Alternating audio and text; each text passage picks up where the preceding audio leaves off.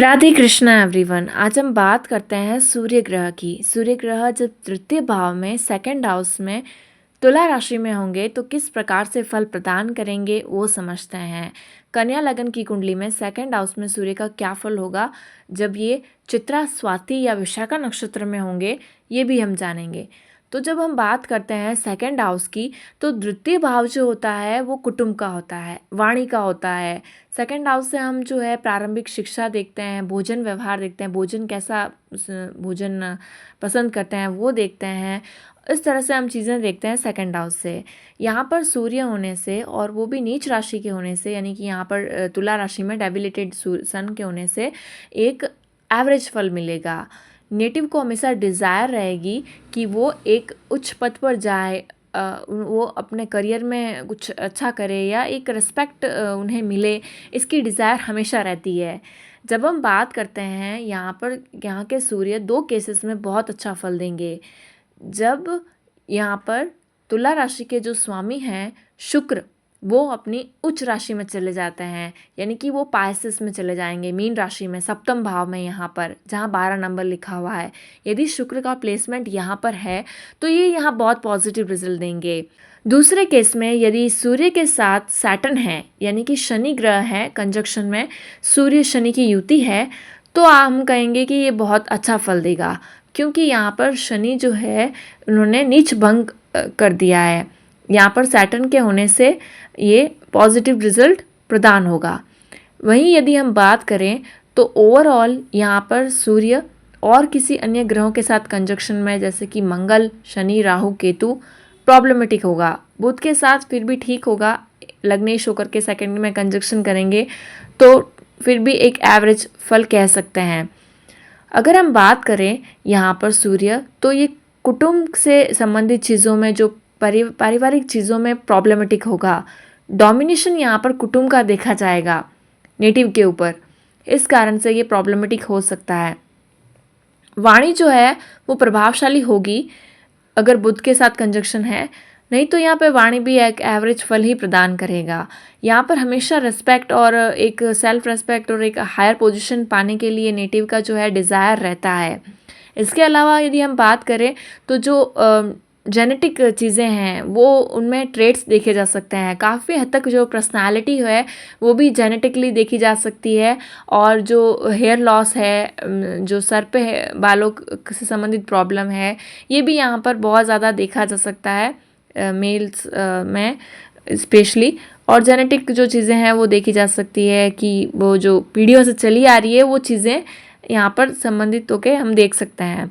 दूसरी जो चीज़ है वो यहाँ पर भोजन, अगर बात करें तो राजसिक भोजन, यानी कि एक अच्छा भोजन खाने की इनका डिज़ायर रहता है। उसके अलावा यहाँ पर यदि हम बात करें तो आइडेंटिटी जो है वो इन्हें अपने करियर से संबंधित जो आइडेंटिटी है, सूर्य करियर का भी कारक है, सूर्य पिता के कारक है, सूर्य जो है वो आत्मा के कारक हैं। यहाँ से हम देखते हैं आरोग्य शक्ति सूर्य से, तो यहाँ पर ये सेल्फ रिस्पेक्ट, सेल्फ जो ये चीज़ें हैं वो देखी जाती है सूर्य से। तो यहाँ पर सूर्य के नीच राशि में आने से ये यहाँ पर प्रॉब्लमेटिक हो सकता है। फादर से जो है, फादर को भी एक करियर का प्रॉब्लम हो सकता है, एक फिक्स्ड करियर नहीं है। जो केसेस मैंने बताए हैं, सैटर्न यदि कंजक्शन में है, शुक्र जो है मीन राशि में है, तो यहाँ पर ऐसा नहीं देखा जाएगा। इसके अलावा यदि मैं बात करूँ तो ओवरऑल ये एक अनफुलफिल्ड डिज़ायर को पूरा करना, यहाँ पर कई बार जो अनसेटिस्फाई रह जाते हैं अपने डिज़ायर्स को, इच्छाओं को लेकर के। और यदि हम बात करें तो यहाँ पर सप्तम दृष्टि से ये देख रहे हैं मेष राशि को। मेष राशि में सूर्य जाके उच्च के होते हैं, कोई ग्रह बैठे हैं तो मैटर करता है, वरना ये यहाँ पर भी मेष राशि को देखने के कारण जो अष्टम भाव में आ रही है, अष्टम भाव हिडन चीज़ों का होता है, जो कि चीज़ें छुपी हुई है, तो उसके प्रति जो है वो नेटिव का बहुत ज़्यादा छुपी हुई चीज़ें, सीक्रेट्स हैं, उसको जानने की इच्छा और इस तरह से देखा जा सकता है। यदि हम बात करें तो यहाँ पर 12th लॉर्ड होकर के, यानी कि जो सिंह राशि है वो 12th हाउस में आ रही है, तो 12th लॉर्ड होकर के ये यहाँ पर सेकंड हाउस में बैठे हैं। 5 नंबर जो है 12th हाउस में आ रहा है, सिंह राशि है। तो सेकंड हाउस में 12th लॉर्ड बन करके यानी कि द्वादशेश होकर के बैठे हैं। तो ये यहाँ पर ओवरऑल एक व्यय भाव के स्वामी होकर के धन स्थान में बैठने से यहाँ पर धन की स्थिति को देखें तो ये यहाँ पर एवरेज ही रहेगी। जिस तरह से धन आएगा उसी तरह से धन का व्यय भी होता रहेगा। या फिर बहुत ज़्यादा रिपीटेशन में मनी को यूज़ करने से, रोटेशन प्रोसेस में यूज़ करने से यहाँ पर धन की प्राप्ति देखी जा सकती है। यानी कि आपने जो प्रॉफिट हुआ उसको फिर से यूज़ किया कहीं और फिर से जो प्रॉफिट निकला फिर उससे यूज़ करके ऐसे मनी का जो रोटेशन प्रोसेस है वहाँ से धन की स्थिति को देखा जा सकता है कि निरंतरता बनी रहे। अन्यथा यहाँ पर एक एवरेज रिजल्ट देखेंगे धन की स्थिति का।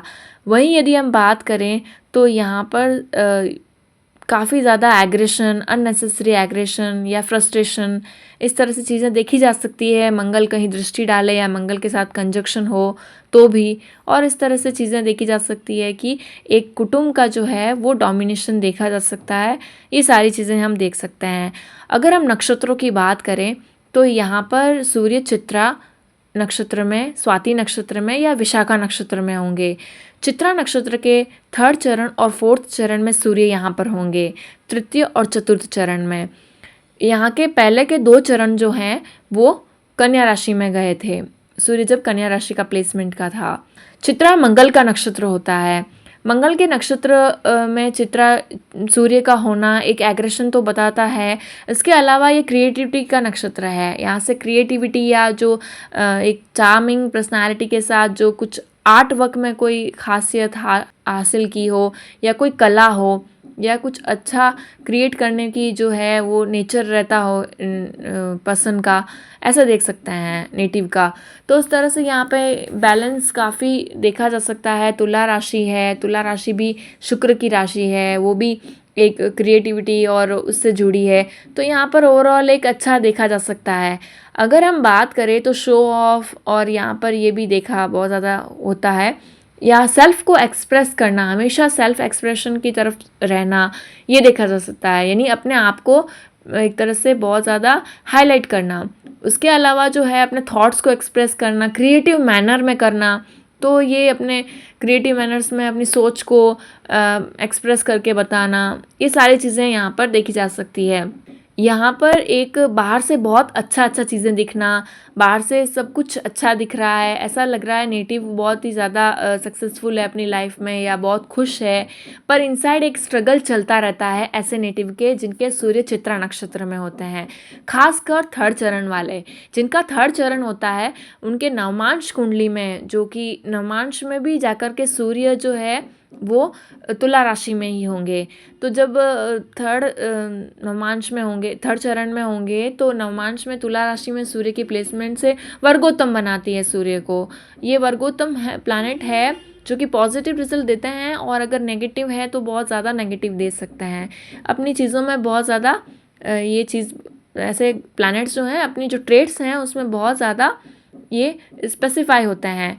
तो जब हम बात करते हैं तो यहाँ पर एक तरह से इनसाइड स्ट्रगल नेटिव के चलता रहता है। कुटुंब से जो है, जो पैतृक संपत्ति मिली हो या बहुत ज़्यादा अच्छा रहा हो इनका फैमिली में और बाहर सोसाइटी में एक अच्छा इमेज रही हो, लेकिन एक इनसाइड एक स्ट्रगल रहता है कि ये नहीं है या वो नहीं है, या इस तरह से कुछ कमी देखी जा सकती है। वहीं यदि हम बात करें सूर्य का स्वाति नक्षत्र में, स्वाति नक्षत्र राहु का नक्षत्र है। तुला राशि में ये इंडिपेंडेंस यानी कि आज़ादी, अपने ख्यालों की आज़ादी, अपने विचारों की आज़ादी, अपने सोच की आज़ादी को रिप्रेजेंट करता है। जब भी हम देखेंगे स्वाति नक्षत्र राहु के नक्षत्र में सूर्य को, यहाँ पर 2nd हाउस में भ्रम, कन्फ्यूजन, बचपन में जो है, क्योंकि 2nd हाउस जो है प्रारंभिक शिक्षा या उस तरह से संस्कार है, तो बचपन में प्रॉब्लम हुई हो या जो चाइल्डहुड एज में जो जिस तरह से ग्रोन अप हुआ तब काफ़ी चीज़ें उन्हें ऐसे सबक मिले हो या कोई सीख मिली हो, इस तरह से देखा जा सकता है।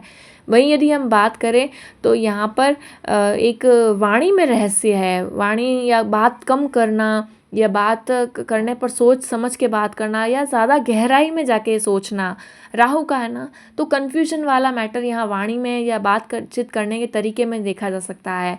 वहीं यदि ये देखें तो राहु के नक्षत्र में यहाँ पर सूर्य के होने से ये यहाँ पर कभी भी अपने फादर के लाइक फिगर या पिता के जैसे कोई जीवन में है, या पिता है, या सरकार है, या गवर्नमेंट है, या उनके ऊपर जो है लोग, पिता के जैसे चाचा ताऊ ये लोग हैं, रिलेटिव्स हैं, इनसे कभी सपोर्ट प्राप्त नहीं होता है। यहाँ पर सपोर्ट नहीं मिलता है, यहाँ पे हमेशा एक चैलेंज बना रहेगा, क्योंकि राहु का नक्षत्र है। स्वाति अपने विचारों के इंडिपेंडेंस है, अपने आपकी स्वतंत्रता है, ना कि ये बाहरी तरफ से इस तरह से है। तो राहु के नक्षत्र में सूर्य का होना, पिता से भी तो सपोर्ट नहीं मिलेगा, पिता से भी थोड़ा ऐसा रहेगा, और उसके अलावा फादर लाइक फिगर जो भी हैं उनसे भी प्रॉब्लमेटिक रहेगा। रिलेशन प्रॉब्लमेटिक नहीं रहेंगे, पर सपोर्ट की इच्छा रखे तो वो पॉसिबल नहीं रहेगी इतनी अच्छी। क्लैशेस थोड़े बहुत ऐसे विचारों के क्लैशेस और स्वभाव के क्लैशेस देखे जा सकते हैं। और अगर हम देखें तो कोई भी अपर पोजीशन में है, जो कि वर्किंग प्लेस में भी कोई अपर पोजीशन में है, तो उनसे भी इस तरह से रिलेशन रहेंगे।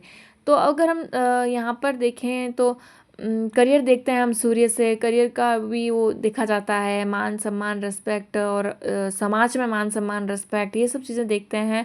तो भी यहाँ पर एक पर्पज़ है, सोल की डिज़ायर है कि वो एक किसी लेवल पर पहुँचे, या कोई रिस्पेक्ट करे, लोग उनका सम्मान करें, ऐसा ये जीवन में कार्य करें। पसंद का व्यवसाय चुने या मनपसंद का कार्य चुनने का बहुत ज़्यादा नेटिव को रहता है। किसी के अंडर में जैसे कि काफ़ी बिजनेस होते हैं जो अपने पिता का शुरू किया हुआ बिजनेस बच्चे, लड़का हो या लड़की, चलाते हैं, लेकिन यहाँ पर ऐसा नहीं देखेंगे। जिनका भी नेटिव का सूर्य जो है स्वाति नक्षत्र में होगा, स्वतंत्र रूप से कार्य करने के इच्छुक होंगे, अपने सेल्फ पर ज़्यादा मैंने खुद से किया है ये गर्व उन्हें होना चाहिए, ये डिज़ायर रहती है, ये देखा जा सकता है। और इस तरह से यदि हम बात करें तो ये सोल का ये डिज़ायर होता है, ऐसा कह सकते हैं। वही यदि हम बात करें तो यहाँ पर ये व्यवसाय या व्यापार या कंसल्टेंसी का जो कार्य होता है, समझाने का, या बीच का कार्य, कोई ऐसे रियल स्टेट का कार्य या इस तरह से कार्य, रियल स्टेट के कार्य में मंगल को भी देखना पड़ेगा। लेकिन ओवरऑल जो कंसल्टेंसी है या बीच का साझेदारी करनी, या समझाना दो तरह से, या इस तरह के कार्य हैं, वकील है, जज है, मीडिएटर है, इस तरह के कार्य में ये यहाँ पर पॉजिटिव रिजल्ट देखा जा सकता है। स्वयं का व्यापार व्यवसाय या कोई नौकरी करके हायर पोजीशन, जज, वकील और इस तरह से देखा जा सकता है। आज्ञा का पालन करना, नौकरी करना, ऑर्डर फॉलो करना यहाँ मुश्किल देखा जा सकता है, क्योंकि वो अपने मान सम्मान पर स्वाभाविक रूप से आसानी से चोट हो जाती है जब सूर्य राहु के नक्षत्र में होता है, चाहे वो शतभिषा में हो चाहे आद्रा में हो, तो अपने सेल्फ पर बहुत जल्दी चोट पहुंच जाती है, ऐसा कह सकते हैं।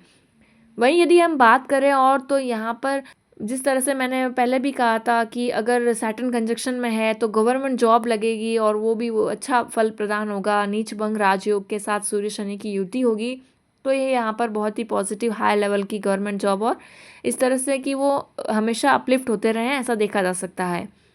उसके अलावा यदि हम बात करें, सूर्य विशाखा नक्षत्र में है, बृहस्पति के नक्षत्र में है, तो ये यहाँ पर होंगे फर्स्ट चरण में, नवमांश में ये जाएंगे मेष राशि में, उच्च की राशि में। तो यहाँ पर पहला, फर्स्ट, सेकंड और थर्ड, 3 चरण ही विशाखा नक्षत्र के अंतर्गत आते हैं सूर्य के।